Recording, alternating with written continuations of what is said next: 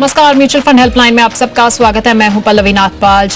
5 रुपए की एसआईपी, जी हां, जल्द ही आप म्यूचुअल फंड्स में केवल 5 रुपए की एसआईपी भी कर पाएंगे। म्यूचुअल फंड कंपनियों के संगठन एएमएफआई ने 5 रुपए की एसआईपी शुरू करने की बात कही है। दरअसल एएमएफआई ने अपने विजन डॉक्यूमेंट में अभी 25 लाख करोड़ रुपए के एयूएम यानी कि एसेट अंडर मैनेजमेंट को 4 गुना बढ़ाने की बात कही है। एएमएफआई इसे 100 लाख करोड़ रुपए तक पहुंचने की उम्मीद भी जता रहा है। एएमएफआई के चीफ एग्जीक्यूटिव एनएस वेंकटेश ने कहा कि 5 रुपए में एसआईपी आने वाले 8 से 10 महीनों में शुरू भी हो सकती है। उन्होंने ये भी कहा कि जल्द ही ऑनलाइन प्लेटफॉर्म से शॉपिंग के साथ ही एसआईपी भी शुरू कर पाएंगे।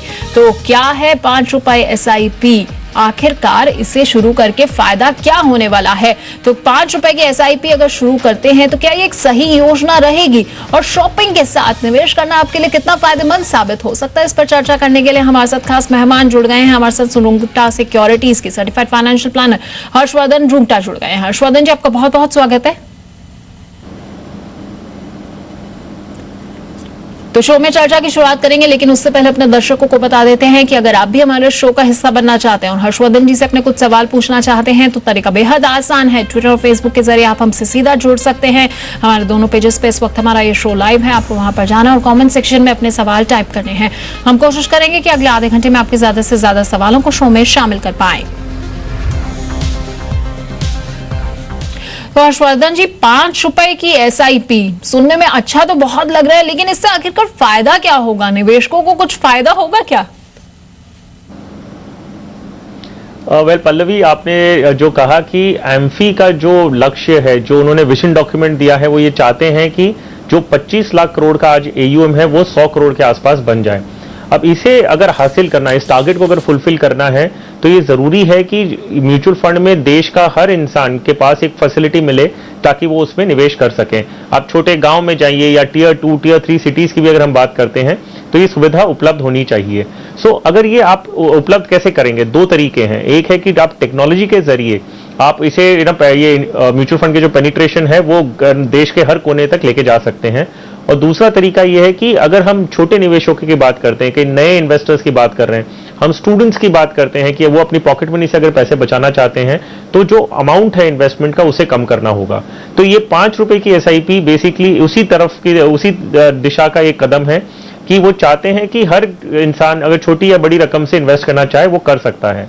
अब आपका जो सवाल था कि इसका क्या एक्चुअल फायदा होगा, ये अगर हम सही मायने में देखें, फाइनेंशियल प्लानिंग या कोई भी ऑब्जेक्टिव या कोई गोल फुलफिलमेंट की बात करें, तो जितना आप पैसा जमा करते हैं उतनी ही आगे जाके रकम बनती है। अगर आप 5 रुपया जमा कर रहे हैं तो उससे कोई खास ऐसी कोई रकम बनेगी नहीं जिससे आप अपना कोई भी लक्ष्य पूरा कर सकेंगे। सिर्फ एक फायदा यह है कि 5 रुपए या 10 रुपए या 50 या जो भी रुपए से आप शुरू करते हैं उससे आप एक सिस्टम में, एक फॉर्मल सिस्टम में आ जाएंगे, जिससे आपका जो इन्वेस्टमेंट है वो कटने लग जाएगा और आपका इन्वेस्टमेंट शुरू हो जाएगा। आप खाली इस प्रोसेस को शुरू करने की बात कर रहे हैं। अगर कोई भी फाइनेंशियल गोल फुलफिल करने की बात करें तो 5 रुपया 10 रुपए से आप चाहे कितना ही जमा कर लें, कितने साल के लिए भी जमा कर लें, कुछ खास अमाउंट नहीं बनेगा जो आप थियोरेटिकली यूज कर पाए। एज फार एज जो ऑब्जेक्टिव है उसकी बात करें, ऑब्जेक्टिव अच्छा है, लेकिन उसका रियल सेंस में क्या फायदा होगा, ये तो जितना पैसा डालोगे उतना ही बनेगा। बिल्कुल। तो आखिरकार इसका फायदा क्या होगा? क्योंकि हर्षवर्धन जी, अगर आज से हम 20-25 साल पुरानी बात करें तो शायद ये 5-5 रुपए जोड़कर भी एक बड़ी रकम इकट्ठी हो सकती थी, लेकिन आज के वक्त में जब महंगाई इतनी ज्यादा है तो उस वक्त तो खैर हम ये सोच ही नहीं सकते हैं कि 5-5 रुपए की एक महीने में अगर हम रकम जोड़ते हैं तो उससे आखिरकार हम तमाम लक्ष्यों को कैसा पूरा कर पाएंगे। लेकिन एक चीज तो ये जरूर तय है कि इसके साथ जो है छोटे छोटे निवेशक जो है वो और जरूर म्यूचुअल फंड्स के साथ जुड़ेंगे, जैसे कि टियर 3 शहर क्षेत्रों से हो गए, या फिर अगर हम बात करें स्टूडेंट्स हो गए, वो शायद इस पहल के साथ जुड़ सकते हैं। जी हाँ, एब्सोल्युटली। जैसे मैंने कहा कि ये उसी पर्पस को सॉल्व करेगा कि एक आदमी जो है वो इस बहाने इन्वेस्टमेंट करना शुरू करेगा और आगे जाते हुए वो जो अगर मान लीजिए कि शुरू किया है, एक बार वो उनके स्टेटमेंट्स ईमेल पे आने लग गए हैं, वो देखने लग गए क्या हो रहा है, तो आगे जाते हुए अपना अमाउंट बढ़ाएंगे। सो अल्टीमेटली इसका जो ऑब्जेक्टिव है वो नए निवेशकों को, छोटे निवेशकों को जो ये सिस्टम में लाने की बात है, और उसके बाद अमाउंट, ये उम्मीद है कि वो अमाउंट इन्वेस्टमेंट का बढ़ जाएगा। सिर्फ अब एक बहुत बड़ा चैलेंज ये बनता है कि जो म्यूचुअल फंड्स हैं, जो एएमसीज हैं या कोई डिस्ट्रीब्यूटर है या कोई ऑनलाइन प्लेटफॉर्म है जो ये सर्विस देता है, उनके लिए कितना प्रॉफिटेबल होगा। आज की तारीख में अगर हम देखें, कई फंड हाउसेज ऐसे हैं जो 100 रुपए के एसआईपी भी परमिट करते हैं, 500 रुपए की अलाउ करते हैं, 1000 रुपए की अलाउ करते हैं। सो क्वेश्चन ये है कि अगर आप 100 रुपए की एसआईपी आज कोई भी फंड हाउस में करते हैं, वो फंड को वो मैनेज करने के लिए, वो 100 रुपए को जो सर्विस करना है उनको, जितनी उनकी कमाई होती है उस पर, जो फंड मैनेजमेंट फीस कमाते हैं उस पर, उससे कई ज्यादा उनका खर्चा लग रहा है। So if given a choice, अगर आप किसी को एकदम profitably, strictly profitability point of view से पूछेंगे तो वो 100 रुपए के एसआईपी ले नहीं पाएंगे। वायबल प्रोपोजिशन नहीं है, प्रॉफिटेबल प्रोपोजिशन है नहीं। कोई भी डिस्ट्रीब्यूटर अगर इसे एडवाइस करके किसी को मदद करता है इन्वेस्टमेंट करने के लिए, उन्हें भी कोई खास इनकम होती नहीं है। सो चैलेंजेस जरूर रहेंगे कि इसे इफेक्टिवली कैसे प्रॉफिटेबल बिजनेस बनाया जाए, वायबल बिजनेस बनाया जाए। तो एक टेक्नोलॉजी प्लेटफॉर्म ही है जिसके थ्रू ये हो सकता है। कोई भी फिजिकल इन्वॉल्वमेंट कहीं भी आता है तो ये वायबल नहीं होगा। लेकिन जैसे एक अच्छी मुहिम है, एक अच्छा इरादा है, एटलीस्ट द ऑब्जेक्टिव, एक विजन जो है वो अच्छा है, और इसका इफेक्टिव इम्प्लीमेंटेशन होना ये एक बड़ी चैलेंज की बात है, और ये वक्त ही बताएगा। जैसे एम्फी चेयरमैन ने कहा है कि 8 से 10 महीने में ये मुमकिन हो सकता है कि हम देख भी लें कि इन्वेस्टमेंट हो रहा है, और जब होना चालू हो जाए इसका एक्चुअल वैल्यू प्रोपोजिशन क्या होगा ये उस समय ही पता चलेगा। बिल्कुल, तो आखिरकार सवाल अब ये उठता है कि एएमसीज जो है इसे मैनेज कैसे करेंगे, अपने तमाम खर्चों को कैसे मैनेज करेंगे। खैर, इस पर भी आगे चर्चा बढ़ाएंगे, लेकिन इस बीच में कॉलर हमारे साथ जुड़ गए हैं। अरुण हमारे साथ जुड़ गए हैं। बहुत बहुत स्वागत है आपका अरुण जी। कहाँ से बोल रहे हैं आप? मैं होशंगाबाद मध्य प्रदेश से बोल रहा हूँ मैम। हेलो जी, अपना सवाल पूछिए। मैम, मेरा ये सवाल था कि मैंने जो पोर्टफोलियो बनाया हूँ, मेरे को उसमें थोड़ा डाउट है कि मैं एक ही यानी कि फंड में तो इन्वेस्ट तो नहीं कर दिया। जी, और आपने अपने लिए कुछ लक्ष्य भी निर्धारित किया हुआ है क्या? हाँ, मेरे को यानी कि 20 साल में 2 करोड़ रुपए का टारगेट लिया था मैंने। बिल्कुल, तो हर्षवर्धन जी, जैसा कि अरुण जी ने बताया, 20 साल में इनका 2 करोड़ रुपए का टारगेट है। म्यूचुअल फंड्स में इनकी एसआईपी जो है वो करीब 9,500 जा रही है, और मौजूदा एसआईपी को ये 12,000 रुपए भी करना चाहते हैं। इनके पोर्टफोलियो में शामिल फंड्स की सूची जो है आपके पास भी है। काफी ज्यादा फंड्स जो है इनके पोर्टफोलियो में नजर आ रहे हैं। जी हाँ पल्लवी, अगर हम देखें तो ये महीने की 9,500 रुपए की एसआईपी कर रहे हैं, और उसके सामने इनके पास 12 स्कीम्स हैं। सो कई स्कीम्स में ये 500 रुपया महीने का कर रहे हैं, कई में 1000 रुपया कर रहे हैं। सो क्लियरली अरुण जी, अगर आप 9,500 रुपया कर रहे हैं या बढ़ा के 12,000 रुपया करना चाहते हैं, इन दोनों सूरतों में 12 स्कीम्स की आपको जरूरत नहीं है। पोर्टफोलियो आपको कंसोलिडेट डेफिनेटली करना होगा। सो आप 9,500 अभी का या 12,000 आगे जाते हुए अगर आप इन्वेस्ट करना चाहते हैं, तो इन जो अब मैं अभी स्कीम के नाम बताऊंगा उन्हीं 5 या 6 स्कीम्स में करिएगा।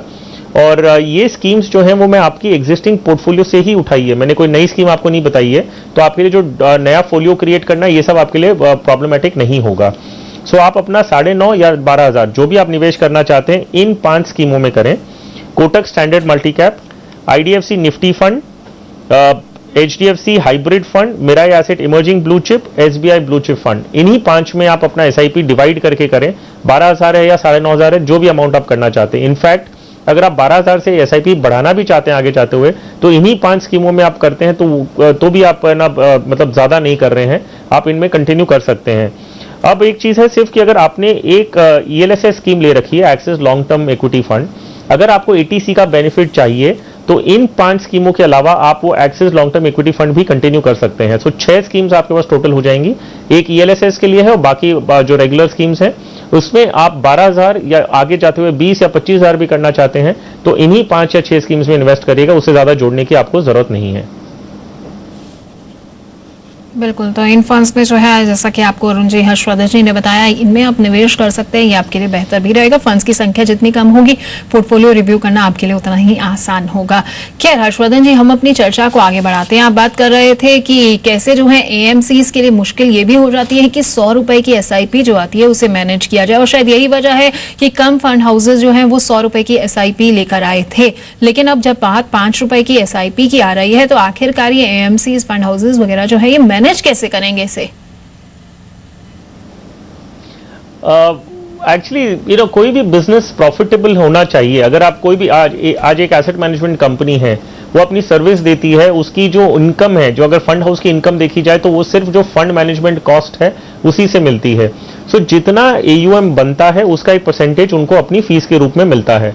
अगर एक कस्टमर हम देखें जो 100 रुपए की SIP कर रहा है और एक कस्टमर है जो 10,000 रुपए की SIP कर रहा है, सो जो सर्विसिंग कॉस्ट होता है AMC का, आपको उन्हें स्टेटमेंट भेजना है, रिडेम्पशन है, इन्वेस्टमेंट्स हैं, बहुत सारी चीजें होती है, नॉमिनेशन, रजिस्ट्रार के जो एक्सपेंसेस होते हैं, ये सारे एक्सपेंसेस लगभग फिक्स्ड होते हैं कि इतना आपको सर्विस देना है, भले आप 100 रुपए की कर रहे हैं या 10,000 रुपए की कर रहे हैं। सो जो कॉस्ट होता है वो बहुत ज्यादा होता है in small ticket size SIPs।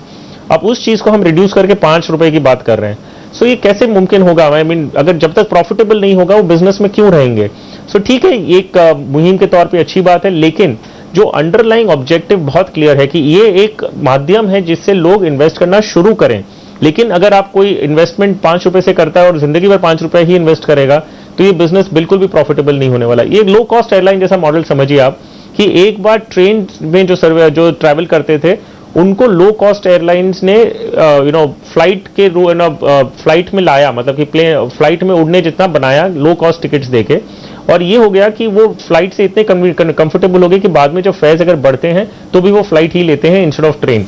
सो आदत ये है कि 5 रुपए से आप शुरू करें, लेकिन उसके बाद जैसे आपकी इनकम बढ़ती है, जैसे आप कंफर्टेबल होते हैं, इवेंचुअली ये ऑब्जेक्टिव है कि वो अपना इन्वेस्टमेंट बढ़ाएगा। सिर्फ 5 रुपए या 50 रुपए रखने से ये वायबल प्रोपोजिशन नहीं रहेगा। बिल्कुल आपने सही उदाहरण जो है वो दिया, क्योंकि एक बार लो कॉस्ट एयरलाइंस आई तो उसके बाद बहुत से लोगों को ये आदत भी पड़ गई थी, तो शायद 5 रुपए की SIP के साथ जो है लोगों में ये आदत भी पड़ जाएगी। खैर, इस बीच में एक हमारे दर्शक हैं फेसबुक के जरिए, उन्होंने कमेंट जो भेजा है वो बड़ा इंटरेस्टिंग है। नीरज कश्यप ये कहते हैं कि लोगों के पास पैसे नहीं है तो 5 रुपए की ही SIP शायद करेंगे। उन्होंने इसको नाम भी दे दिया है piggy bank SIP। Piggy bank SIP कहना सही रहेगा?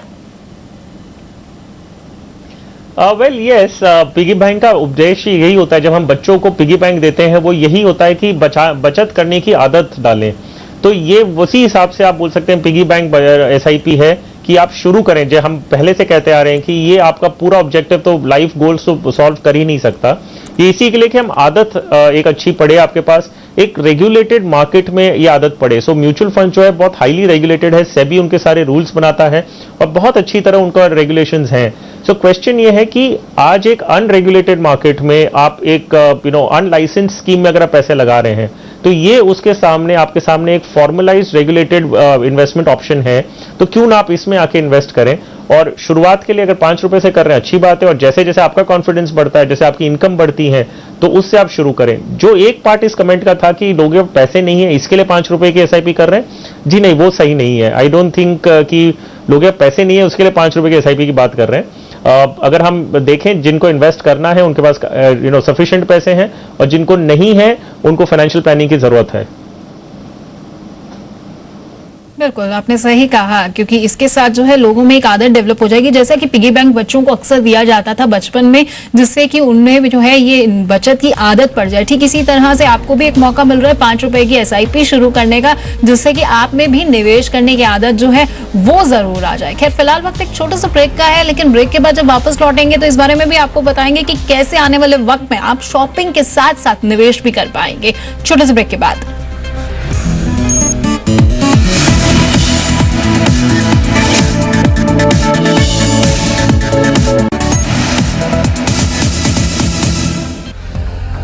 के बाद आप सबका स्वागत है म्यूचुअल फंड हेल्पलाइन में। आज हम बात कर रहे हैं कि कैसे आने वाले वक्त में आप 5 रुपए की SIP भी कर पाएंगे।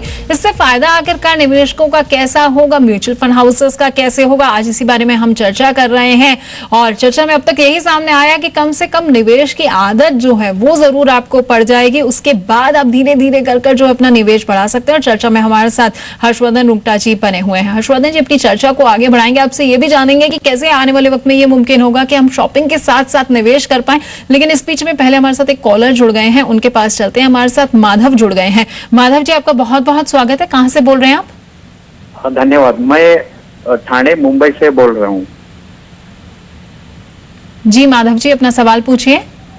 अच्छा, मेरे कुछ म्यूचुअल फंड में इन्वेस्टमेंट है और नॉमिनेशन मेरा लड़के का नाम मैंने दिया है, तो लेकिन वो NRI है जी। और मेरे पश्चात जब भी वो म्यूचुअल फंड के यूनिट जो है वो लड़के के नाम पर ट्रांसफर हो जाएगा, लेकिन वो रिडम्पशन जब करेगा तो फिर उसका बैंक अकाउंट चाहिए। तो वो कौन सा बैंक अकाउंट मुझे खोलना पड़ेगा, जैसे कि एनआरओ वगैरह, उसके बारे में थोड़ा मुझे इंफॉर्मेशन चाहिए। बिल्कुल, तो हर्षवर्धन जी, जैसा कि माधव जी ने बताया कि म्यूचुअल फंड्स में जो इन्होंने निवेश किया हुआ है उसके लिए नॉमिनी इनके बेटे हैं और एनआरआई होने के कारण जो हुआ है सेविंग अकाउंट नहीं खोल पा रहे हैं, तो ऐसे में उनके पास क्या विकल्प है? माधव जी, आप अपने बेटे से कह सकते हैं कि वो एक एनआरओ अकाउंट खोले। इंडिया में कोई भी इनकी बैंक है, अगर उनका कोई सेविंग्स अकाउंट है और वो एनआरआई बन चुके हैं तो वो सेविंग्स अकाउंट को ही एनआरओ स्टेटस में कन्वर्ट भी कर सकते हैं। नहीं तो वो एक एनआरओ अकाउंट खोले, म्यूचुअल फंड्स में जो भी रिडेम्पशन होगा वो उनके एनआरओ अकाउंट में क्रेडिट हो जाएगा।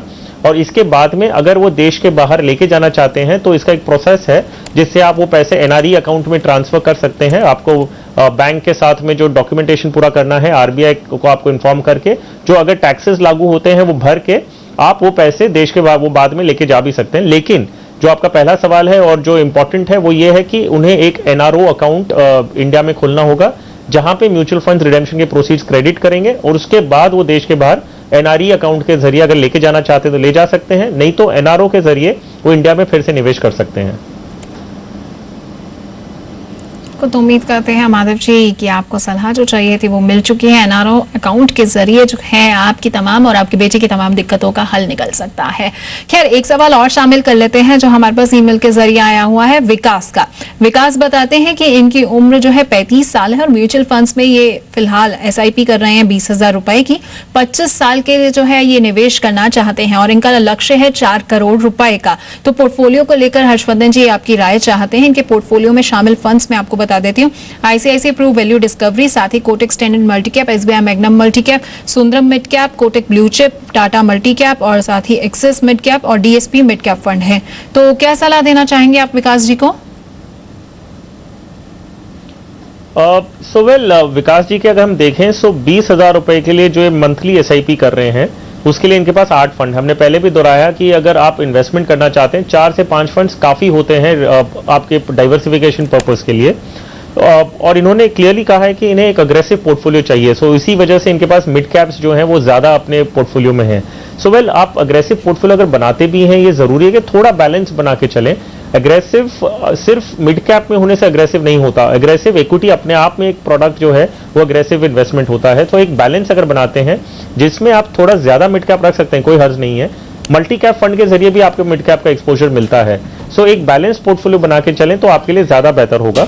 आपके 20,000 रुपए जो आप इन्वेस्ट करना चाहते हैं, 4-4 हजार करके इन 5 स्कीमों में इन्वेस्ट करिए जो मैं आपको बता रहा हूं। एक्सिस मिड कैप आप रिटेन करिए जो आपके पोर्टफोलियो में है, सुंदरम मिड कैप में बाकी के 4,000, कोटक स्टैंडर्ड मल्टी कैप में 4,000, एसबीआई मैग्नम मल्टी कैप और ICICI Pru blue chip fund.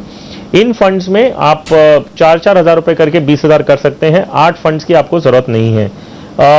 जहां तक उनके गोल का सवाल कि उन्हें करीबन 4 करोड़ रुपए चाहिए करीबन 25 साल बाद।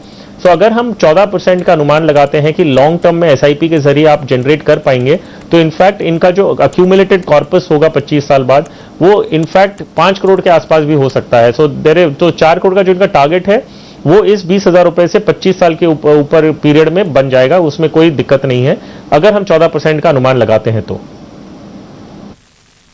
बिल्कुल, तो विकास जी, जैसा कि आपको हर्षवर्धन जी ने सलाह दी है, 5 फंड्स का उन्होंने आपके लिए चुनाव किया है। अगर इन फंड्स में आप निवेश करेंगे तो हम उम्मीद करते हैं कि आप अपने लक्ष्य को आसानी से हासिल कर लेंगे। एक सवाल और शामिल कर लेते हैं जो हमारे पास शौर्य का आया हुआ है फेसबुक के जरिए। शौर्य गुप्ता बताते हैं कि म्यूचुअल फंड्स में ये 17,000 रुपए की एसआईपी कर रहे हैं और एक फंड में 40,000 का इन्होंने लमसम इन्वेस्टमेंट भी किया हुआ है। एसआईपी बढ़ाकर ये अपनी 25,000 रुपए करना चाहते हैं और 12 से 15 साल का इनका निवेश का जो है टारगेट है। अपने पोर्टफोलियो को लेकर जो है ये आपकी राय चाहते हैं। इनके फंड्स में आपको बता देती हूँ, एबीएसएल फोकस्ड इक्विटी, साथ ही एबीएसएल फ्रंटलाइन इक्विटी है, डीएचएफएल पैरामेट्रिक माफ कीजिए पैरामेरिका अल्ट्रा शॉर्ट टर्म फंड है और साथ ही एचडीएफसी मिड कैप अपॉर्चुनिटीज है, Kotak standard multi cap, Reliance small cap fund है। तो शौर्य को आप क्या सलाह देना चाहेंगे? अब शौर्य को थोड़ी चेंजेस करनी पड़ेंगी अपनी पोर्टफोलियो में। तो शुरुआत करते हैं पॉइंट वाइज। पहले इन्हें जो बिरला फोकस्ड इक्विटी फंड है वो बंद करके उतना जो अमाउंट उसमें इन्वेस्ट करें, जो 1000 रुपए कर रहे हैं, वो बिरला की फ्रंटलाइन इक्विटी में बढ़ा दें। फ्रंटलाइन भी इनके पोर्टफोलियो में ऑलरेडी है। सो फ्रंटलाइन में जो 1000 रुपए कर रहे हैं और फोकस्ड में 1000 कर रहे हैं, वो दोनों मर्ज करके सिर्फ फ्रंटलाइन इक्विटी फंड में 2000 रुपए की एसआईपी कर दें। ये रिलायंस स्मॉल कैप में जो निवेश कर रहे हैं वो बंद कर दें और एक लार्ज कैप फंड अपने पोर्टफोलियो में जोड़ें। ICICI Pru blue chip fund या तो axis blue chip fund. So कोई भी एक, आप उसमें से 1000 रुपए में डिवाइड करके 500 की 2 एसआईपी मत करिएगा, कोई भी एक फंड चूज कर लीजिए, ICICI Pru blue chip fund या तो axis blue chip fund. DHFL की जो इन्हें अल्ट्रा शॉर्ट टर्म प्लान में उन्होंने निवेश कर रखा है उसमें से निकल जाएं और उसकी जगह वो IDFC bond short term plan में निवेश करें। और जो एडिशनल इन्वेस्टमेंट वो करना चाहते हैं आगे जाते हुए भी, सो जो ये अभी हमने जो बात की है, इनकी ये सब चेंजेस करने के बाद 4 से 5 स्कीम्स हो जाएंगी। उन्हीं 4 इक्विटी स्कीम्स में ये आगे का निवेश भी कर सकते हैं, इन्हें नई कोई स्कीम जोड़ने की जरूरत नहीं है। बिल्कुल। तो शौर्य जी, जैसा कि हर्षवर्धन जी ने आपको बताया, कुछ फंड्स जो है आपको पोर्टफोलियो में से निकालने हैं और जिनमें कुछ में ऐड भी करने हैं। आप अपना अतिरिक्त निवेश जो है इन्हीं फंड्स में बढ़ा सकते हैं, जैसा कि हर्षवर्धन जी ने भी आपको बताया। खैर हर्षवर्धन जी, अब अपनी चर्चा को आगे बढ़ाते हैं। एएमएफआई ने काफी सारे स्टेप्स जो हैं वो उठाए हैं। 5 रुपए की एसआईपी तक तो ठीक था, लेकिन एक नई फैसिलिटी जो आगे निवेशकों को मिलने जा रही है वो ये है कि शॉपिंग के साथ जो है वो निवेश कर पाएंगे। इससे भी लगता है कि कुछ आगे बूस्ट मिलेगा म्यूचुअल फंड्स के लिए, एसआईपी के लिए। जी हाँ, जरूर मिलेगा, क्योंकि अगर हम देखते हैं आज की तारीख में जो ऑनलाइन शॉपिंग करते हैं, वो अगर आप अपने Amazon पे वॉलेट से कर रहे हैं या पेटीएम वॉलेट से कर रहे हैं, तो आपका केवाईसी ऑलरेडी अपडेशन चालू हो गया है प्रोसेस करना। सो जैसे हमने कहा था कि अगर छोटी अमाउंट की अगर एसआईपी करनी है तो ये टेक्नोलॉजी के बेसिस पे ही हो सकता है। अगर किसी को मैन्युअली इंटरवेंशन करके डॉक्यूमेंट्स फिलअप करके करना होगा, ये किसी के लिए भी वायबल प्रोपोजिशन नहीं है। सो अगर आपका केवाईसी एनेबल्ड वॉलेट है और आपका इन्वेस्टमेंट, आप शॉपिंग कर रहे हैं, अगर पेटीएम के जरिए कर रहे हैं या कोई भी ऑनलाइन प्लेटफॉर्म पे कर रहे हैं, तो वहां पे आपको अगर सुविधा मिलती है कि आपको इन्वेस्ट करना है, तो वो प्लेटफॉर्म पे आपका ऑलरेडी अकाउंट क्रिएटेड है और उसके जरिए आप अगर करते हैं तो जो इंक्रीमेंटल कॉस्ट है वो काफी कंट्रोल हो जाता है। सो ये सुविधा अगर एक्सटेंड करके इन्वेस्टमेंट के लिए किया जा रहा है तो डेफिनेटली, जैसे हमने कहा कि ये आदत लगने की बात है। एक बार शुरू हो जाती है, फिर आप उसके बाद में आप इसे एक फॉर्मलाइज्ड वे में आपकी इनकम बढ़ती है तो आप इन्वेस्टमेंट बढ़ा सकते हैं। तो सबसे अच्छी बात यह है कि ये जो पूरी जो विजन डॉक्यूमेंट है, ये एक फॉर्मलाइज्ड रेगुलेटेड मार्केट में इन्वेस्ट करने की बात हो रही है। सो ये जो अनरेगुलेटेड मार्केट्स हैं, जो अनलाइसेंस्ड हैं और जो कोई नियम कानून नहीं होते, उसके एवज में एक अच्छा ऑप्शन है जो इन्वेस्टर्स को दिया जा रहा है। बिल्कुल। तो बहुत सारे ऑप्शंस जो है वो इन्वेस्टर्स को अब दिए जा रहे हैं। सो शॉपिंग के साथ तो आप निवेश कर ही पाएंगे, इसके साथ ही 5 रुपए से जो है एसआईपी की शुरुआत भी आने वाले वक्त में हो पाएगी। बहुत बहुत शुक्रिया हर्षवर्धन जी हमारे साथ जुड़ने के लिए और हमारे दर्शकों को ये बताने के लिए कि कैसे 5 रुपए की एसआईपी जो है उनके लिए एक बेहतरीन सौदा साबित हो सकता है, क्योंकि कहीं ना कहीं इनसे जो है निवेश करने की उनकी आदत जो है वो जरूर पड़ जाएगी। तो आज के लिए म्यूचुअल फंड हेल्पलाइन में इतना ही।